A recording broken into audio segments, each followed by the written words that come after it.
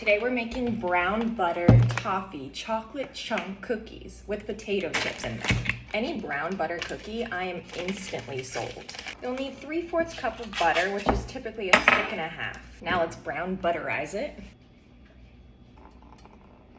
In a large bowl, combine 1 cup of brown sugar. I always do a little bit less. 1/3 cup of regular granulated sugar. I'm supposed to let this brown butter cool before I add it in, and I am super impatient, so I might just wait till it's warm, I guess. While that cools, I'm gonna prepare my eggs. I need 1 egg and 1 egg yolk.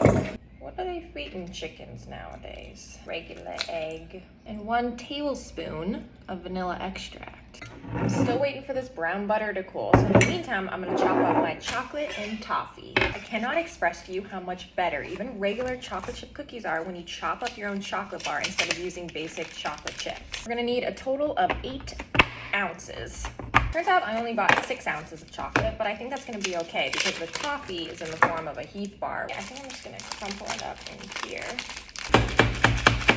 Brown butter is officially warm now, so we're gonna move forward with that. Add it straight to the sugar bowl.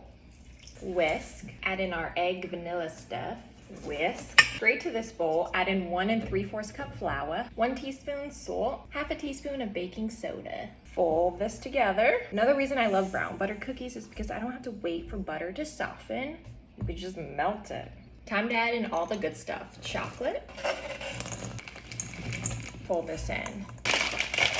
I've never added chips to my cookie, but I love the idea of saltiness. And it goes in the fridge for at least 1 hour. This is what it looks like. 1 hour later. All right, this supposedly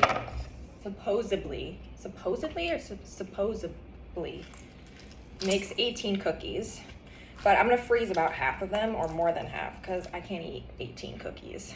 Did you see that over there?